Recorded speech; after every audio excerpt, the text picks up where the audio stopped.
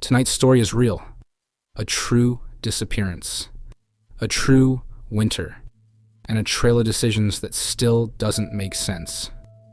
They call it the Yuba City Five. Picture a mountain road at night. No streetlights, no houses, just trees that swallow the wind. Now picture a car stopped in the snow. Not crashed, not burned, just abandoned. And somewhere beyond that car, 5 sets of footprints that shouldn't have been there in the first place. Because these 5 men, they weren't hikers, they weren't campers, they didn't pack for the cold. They were friends. They loved sports. They had a game in the morning. They were supposed to be home. Their names were Jack Madruga, Bill Sterling, Ted Wire, Jackie Hewitt, and Gary Mathias. One night in February 1978, they drove north to Chico, California to watch a college basketball game. Nothing about the plan was strange. They'd done trips like this before. A quick drive, a game, snacks, then back home to Yuba City and Marysville. The game ended just before 10 p.m. Afterward, they stopped at a small market for food and drinks for the ride. A normal little stop, the kind you forget the second you pull back onto the road. And that's the last confirmed time anyone can say, yes, they were okay. Because after that, the night opens up like a trapdoor. Somewhere between Chico and home, they didn't go west into the valley like they should have. They went east, up, into the mountains. That choice alone is the first nightmare. Because if you know those roads, you know what up means in February. It means snowline. It means ice. It means a winding dirt road where the forest presses in so tight your headlights feel small. And it means closing gates, roads that end, places you don't want to be if your car stops breathing. Hours pass. At home, parents wake up. Beds are still made. The morning tournament is coming, and 5 men who never skipped out don't show up. Phone calls start. Neighbors, friends, hospitals, police, and then the worst sentence a family can hear. We don't know where they are. A missing persons report is filed. Search begins. Roads are checked. Ditches, fields, every logical place. But there are no signs of a crash. No skid marks. No wrecked car. No calls for help. Until days later, someone finds the car. A ranger leads deputies to it. It's sitting on a remote mountain road near the snow lines. Not on the way home. Not even close. The car is stuck in shallow snow. And that's what makes it so eerie. Because if you're imagining a buried car surrounded by drifts, that's not this. This is a car that could have been pushed free. A car that still had gas. A car that still ran. Inside, there are wrappers from the snacks they bought, programs from the game, a roadmap, and then the detail that chills investigators most. The keys are gone. No men, no keys, no explanation. If you're stuck in snow at night, you stay with the car. You keep the metal shell around you. You keep the seats. You keep what little warmth you can trap. So why would 5 people leave it? That question echoes through the whole case. And then comes the second nightmare. A man named Joseph Shones later tells police he was on that same road that night. He says he got stuck not far behind where the car would be found. He says he suffered a heart attack, half conscious, in pain, fading in and out in his vehicle. And in the darkness, he claims he saw lights, flashlights, headlights, maybe even a pickup. He says he tried to call out, but no rescue came. Later, he admits something terrifying in its own way, that he might not be sure what was real, and what his body invented while he was breaking down in the cold. So here's the question. If lights really were out there that night, who was holding them? And if the lights weren't real, why did the 5 men end up on that road anyway? Search teams comb the area, but winter's a lid. Snow hides tracks, storms erase evidence, and the forest keeps what it takes. Weeks become months. Then June arrives. The snow starts pulling back, and what it reveals is almost worse than not knowing. On June 4th, motorcyclists are out in the mountains. They come across a Forest Service trailer at a campground area. A window is broken. That's odd. That's not wind damage. That's someone getting in. They open the door, and the smell hits first. Inside, on a bed, they find Ted Wire. He's wrapped in sheets, tucked under blankets. His feet are badly frostbitten. And something about Ted turns this case into legend. Because Ted wasn't found the next day, or the next week. He was found months later. He had been clean-shaven the night he disappeared. But now, he has a full beard. Which means Ted didn't die quickly. Ted survived. For weeks. Possibly longer. Now listen close. Because this is the part that makes people stare at their screen and whisper, "Why?" Inside that trailer, there were matches. Wooden furniture that could be burned if you're desperate. There was a way to make heat, but no fire had been lit. There was food. Rations from a storage area had been opened and eaten.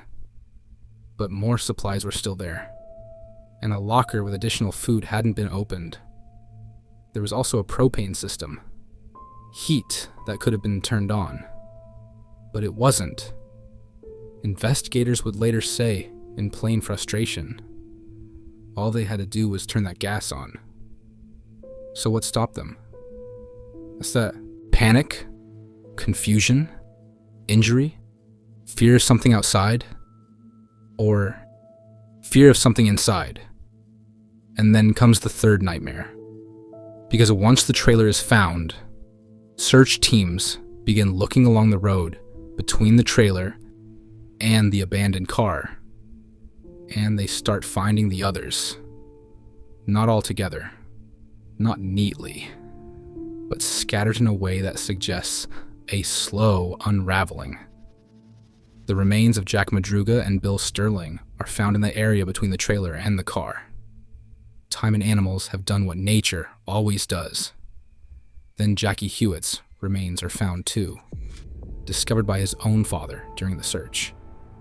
And Gary Mathias is never found at all. 4 dead, 1 missing, and the path between the car and the trailer becomes a frozen timeline. Because here's what we're looking at. A working car, abandoned, a long stretch of mountain road, walked on foot, in winter, without proper gear. A trailer that could have saved them, but wasn't fully used. And one man who appears to have lived inside that trailer long enough to grow a beard, and still died there. Now the details get even stranger. At the trailer, investigators find shoes that don't belong to Ted. Shoes believed to be Gary's, and Ted's own shoes, they're missing. So imagine that moment. A swap, a desperate choice. Someone taking what they need to keep moving. If Gary took Ted's shoes, then Gary may have survived longer too. Long enough to leave the trailer. Long enough to vanish into the trees. And that's the part that keeps people awake. Because the mountains don't just hide someone, they erase them. Now let's talk about the questions investigators and families asked for decades. Question 1. Why did they go up there? The road they took wasn't a shortcut. It wasn't on the way home. And it wasn't a casual let's cruise road. So did they get lost? Or were they led? Question 2. Why leave the car? If you're cold, you run the engine in intervals. You huddle. You wait for morning. unless you're convinced something out there is worse than the cold. Question 3. What happened between the car and the trailers? Because that distance isn't nothing. That's miles of darkness, miles of snow, miles where one mistake can turn into a slow death. And question 4. The trailer, the food, the heat. Why not use it? Some investigators talked about confusion, about following tracks in snow, believing they lead somewhere just around the corner. But that explanation doesn't seal the cracks. Not when you remember Ted survived in that trailer for weeks and still didn't turn on the heat. So here's the most frightening truth of the Yuba County Five. It doesn't have to be a monster. It doesn't have to be a killer in the trees. Sometimes the scariest thing is a chain of small choices made under stress, in the dark, in the cold, when your brain stops behaving like a brain. Because winter doesn't need intent. It only needs time. And time is what those mountains had. Still, there are pieces that feel like someone else was there. The missing keys, the broken window, the stories of lights in the dark, and the fact that 5 men who didn't belong on that road ended up there anyway. And now, the final image. A Forest Service trailer in the mountains. Supplies inside. A bed. Blankets. Heat that could have been turned on. And a man lying there, wrapped up, waiting, as the weeks tick by, until waiting becomes the only thing he can do. If Gary Mathias walked out of that trailer, in someone else's shoes, into that forest, then somewhere in those mountains, there may have been a moment when he realized there was no road back. No headlights, no help, no warm house in the distance. Just trees and snow and the awful sound of your own breathing getting louder because everything else is quiet. And that's why this case still lives. Because even with bodies found, even with a trail mapped, the heart of it is still missing. The reason, the moment it went wrong, the answer. So tonight, if you're listening alone, and the room feels a little colder than it should, remember this. Sometimes the most terrifying stories aren't about what jumps out. They're about what you never see at all. Because somewhere on a mountain road in California, a car sat in the snow. Engine perfectly capable of starting. Gas still in the tank. And 5 men walked away from it. Into a darkness that never explained itself. If you want more true cases told like this, make sure you subscribe to Spooky Chilling Tales. Hit like, and drop a comment with one word. Snow. And until next time, keep your eyes on the road. Because the wrong turn is sometimes the last one.